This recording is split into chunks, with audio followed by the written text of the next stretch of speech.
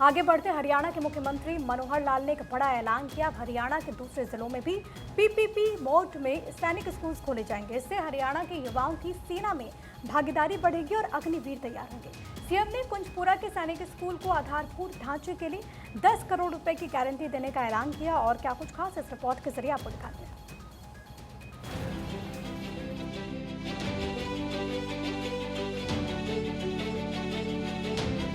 कुंजपुरा के सैनिक स्कूल में अखिल भारतीय सैनिक स्कूल राष्ट्रीय खेल 2023 का समापन समारोह संपन्न हुआ।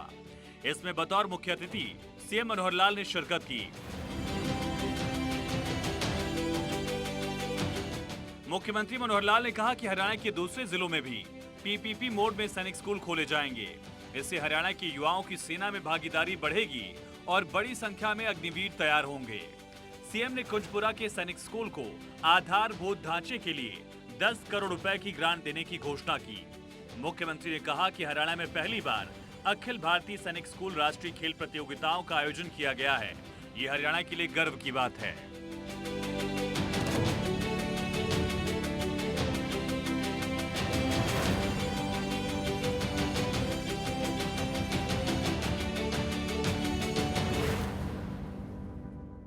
अपने यहाँ दूसरा सैनिक स्कूल वीरभूमि रेवाड़ी, इसमें 2008 में ये वहां खोला गया। और हमारा जिला झज्जर का मातनहेल, वहां पर भी हमने 2021 में 61 एकड़ जमीन ये भी दी है ताकि वहां एक तीसरा सैनिक स्कूल खोला जाए। आज ही मुझे जानकारी मिली है कि हरियाणा में कई स्थानों के ऊपर पीपीपी यानी पब्लिक पार्टनरशिप के अंतर्गत और भी स्कूल खोले जा रहे हैं। और योजना यहां तक है, हर जिले में कोई न कोई एक पब्लिक पार्टनरशिप के आधार पर सैनिक स्कूल खोला जाए। और निश्चित रूप से जब ये स्कूल खुलेंगे तो हमारी सेना के अंदर जो अभी भागीदारी यानी आबादी हमारी 1.4% है देश की, और सेना में भागीदारी हरियाणा की 10 से 11% इसमें भागीदारी है। मैं इसके लिए 10 करोड़ रुपए का अनुदान इस कुंजपुरा विद्यालय के लिए सैंक्शन करता हूं। सैनिक स्कूल राष्ट्रीय खेल प्रतियोगिता के आयोजन से खिलाड़ियों को राष्ट्रीय और अंतर्राष्ट्रीय प्रतियोगिताओं के लिए चयन का मौका मिलेगा। इन प्रतियोगिताओं में देश के सैनिक स्कूलों के 650 खिलाड़ियों ने हिस्सा लिया। सीएम ने कहा कि खेल हमें अनुशासन, दृढ़ निश्चयी होना सिखाते हैं। खेल प्रतियोगिताओं में खिलाड़ियों को अपनी दक्षता और क्षमता साबित करने का मौका मिलता है।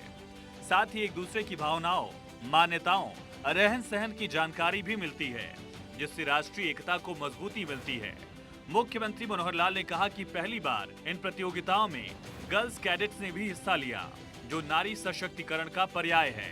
ये बेटी बचाओ बेटी पढ़ाओ की भावना को भी चरितार्थ करता है। प्रधानमंत्री नरेंद्र मोदी ने 2015 में हरियाणा से ही बेटी बचाओ बेटी पढ़ाओ का नारा दिया था।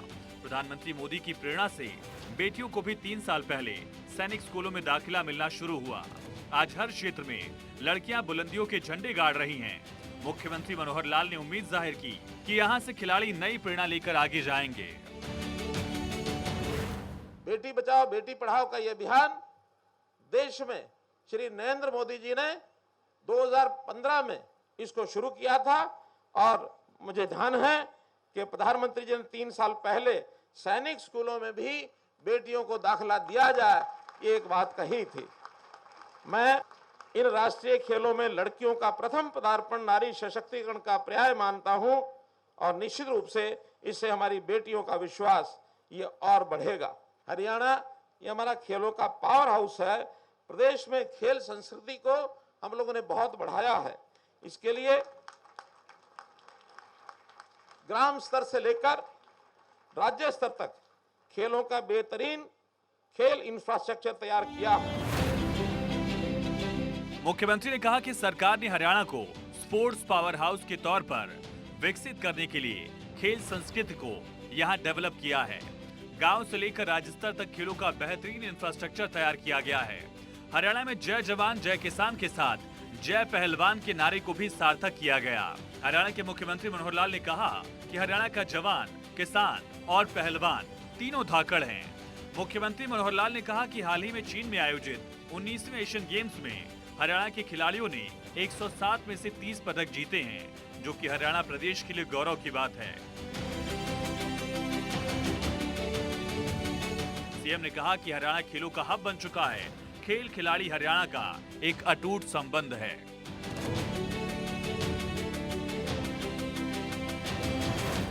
Bureau report, Bharat 24।